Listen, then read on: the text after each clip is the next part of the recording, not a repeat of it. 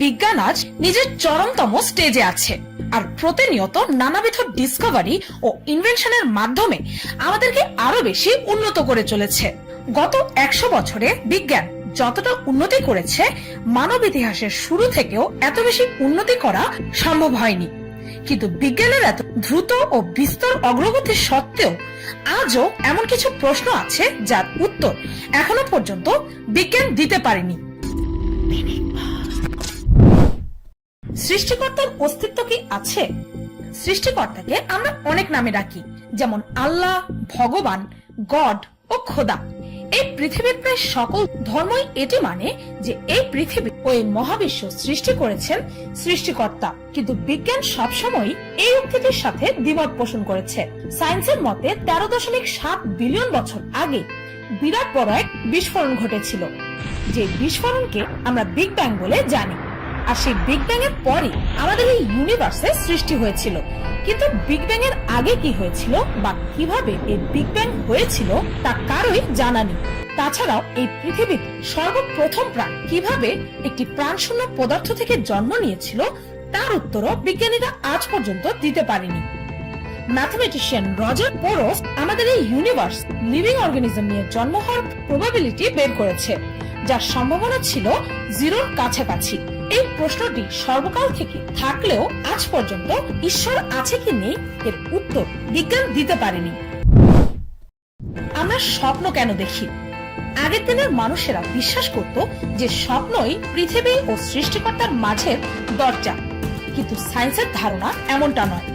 একটি থিওরি অনুসারে আমরা যা বাস্তব জীবনে করতে পারি না সেটা আমরা নিজের স্বপ্নের মাধ্যমে করি। আমরা তো সবাই জানি যে স্বপ্ন আমাদের ইমোশনস এর উপর বিরাট বড় এক ভূমিকা রাখে। একটি রিসার্চের রেজাল্ট স্বরূপ জানা গেছে যে স্বপ্ন দেখার সময় আমাদের চোখের মনি মুভমেন্টে থাকে, সেই স্বপ্নটি মনে রাখার সম্ভাবনা অনেক বেশি থাকে। তবে মানুষ নিজের স্বপ্নে অদ্ভুত ঘটনা বা চিত্র কেন দেখে, ইনফ্যাক্ট এই স্বপ্নই কেন দেখে মানুষ, তার কোনো সায়েন্টিফিক উত্তর বা ব্যাখ্যা আজ পর্যন্ত পাওয়া যায়নি। মরার পরে কি হয়? এই মৃত্যু নিয়ে ও মৃত্যুর পরের জীবন নিয়ে অনেকের মনে অনেক জল্পনা কল্পনা আছে। আর বিজ্ঞানীরা মৃত্যুকে দুইটি ভাগে বিভক্ত করেছে। একটি হচ্ছে ক্লিনিক্যাল ডেথ, আরেকটি হচ্ছে বায়োলজিক্যাল ডেথ। যখন কোনো মানুষের মস্তিষ্ক কাজ করা বন্ধ করে দেয় তখন তাকে ক্লিনিক্যালি ডেড বলা হয়। আর যখন কোনো মানুষের একে একে সকল অঙ্গ প্রত্যঙ্গ কাজ করা বন্ধ করে দেয় তখন তাকে বায়োলজিক্যালি ডেড বলা হয়। কিন্তু মৃত্যুর পরে কি হয় তার কোনো উত্তরই দিতে পারেনি বিজ্ঞান। আর এটি এখনো পর্যন্ত বিরাট বড় এক রিসার্চের বিষয় হিসেবেই আছে। কিছু মানুষ যারা তাদের নিয়ার ডেথ এক্সপিরিয়েন্স করেছে তাদের মতে মৃত্যুর দিকে এগুতে থাকলে মনে হয় যেন আমরা একটি উজ্জ্বল আলোর দিকে চলে যাচ্ছি। আর অনেকের মত তো তারা তাদের নিয়ার ডেথ এক্সপিরিয়েন্সের সময় নিজেদের মৃত আত্মীয়দের সাথে দেখা করেছে বলেও দাবি করেছে। কিন্তু সায়েন্স এর কোনো প্রমাণ সহ ব্যাখ্যা আজও দিতে পারেনি। আর মৃত্যুর পরে বাস্তবে কি হয় তা আজও একটি বিরাট প্রশ্ন হয়ে আছে। ব্ল্যাক হোলের ভেতর কি আছে?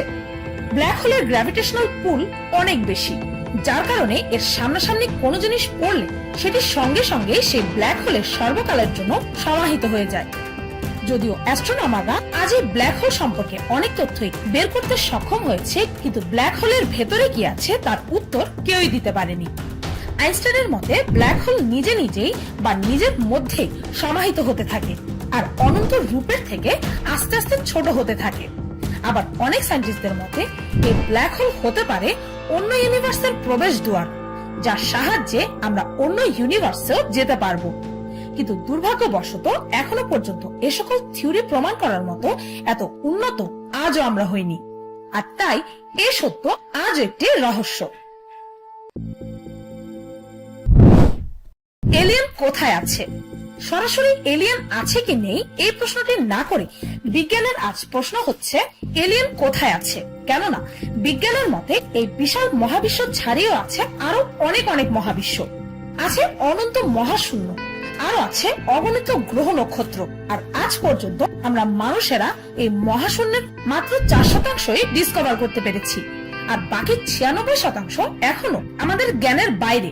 আর বিজ্ঞানীদের মতে এমনটা হতেই পারে যে এই অনন্ত মহাশূন্যে পৃথিবী ছাড়াও কোথাও না কোথাও প্রাণের অস্তিত্ব নিশ্চয়ই আছে, কিন্তু তবুও আমরা পৃথিবী ছাড়া অন্য কোথাও প্রাণের অস্তিত্ব খুঁজে পেলাম না।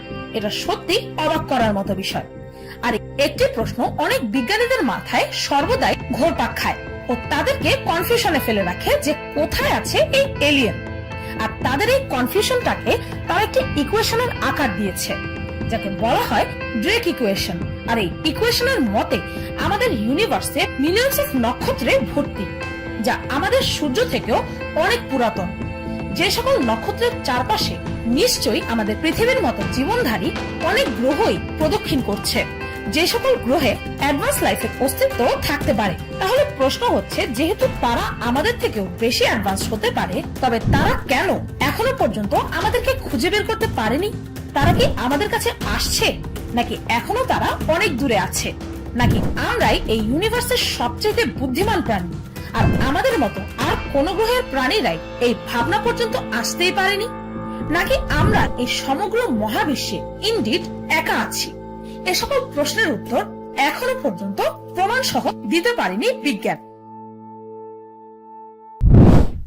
এই পৃথিবীতে সর্বপ্রথম জীবনের সৃষ্টি কিভাবে হয়েছিল? আজ আমরা জানি যে একটা জীবন জেনারেলি কিভাবে সৃষ্টি হয়, কিন্তু আমরা এটা জানি না যে এ বিশ্বের সর্বপ্রথম জীবনের সৃষ্টি কিভাবে হয়েছিল। প্রথম প্রাণীটি মূলত শূন্য থেকেই সৃষ্টি হয়েছিল, কিন্তু কিভাবে? কেমিস্ট স্ট্যানলি মিলার এ বিষয়ে একটি প্রাইমারি থিওরি দাঁড় করিয়েছিল। সেই থিওরি অনুযায়ী প্রায় 4 বিলিয়ন বছর আগে কিছু কেমিক্যাল কম্বাইন হয়ে যায়, আর সেই কেমিক্যাল রিয়াকশন থেকে সেন্টিয়েন্সের জন্ম হয়। কিন্তু কিভাবে তার ব্যাখ্যা কেউই দিতে পারেনি। অনেকের মতে আগ্নেয়গিরির পাশে জলাশয়ের উষ্ণ পানি থেকেই নাকি সর্বপ্রথম প্রাণের সৃষ্টি হয়েছিল, কিন্তু এর সম্পূর্ণ ব্যাখ্যা আজও পাওয়া যায়নি। আবার অন্যান্য সায়েন্টিস্টদের মতে মহাশূন্য থেকে আসা একটি উল্কাপিণ্ডই ছিল প্রাণ সৃষ্টির মূল উৎস, কিন্তু সেই উল্কাপিণ্ডে থাকা কেমিক্যালগুলো জীবনে রূপান্তরিত কি করে হলো তার ব্যাখ্যা দিতে পারেনি কেউই।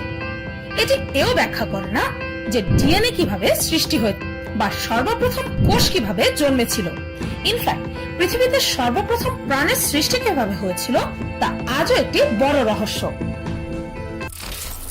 আমার এই লিস্টে থাকা প্রশ্নগুলো ছাড়াও এমন আরো অনেক প্রশ্ন আছে যেগুলোর উত্তর এখনো পর্যন্ত বিজ্ঞান দিতে পারেনি। ভিডিওটি এই পর্যন্ত। ভিডিওটি ভালো লাগলে একটি লাইক দিতে ভুলবেন না জানো, আর আমার চ্যানেলটিকে সাবস্ক্রাইব করুন প্রতিনিয়ত এমন কিছু অদ্ভুত ও মজার সব ভিডিও দেখতে।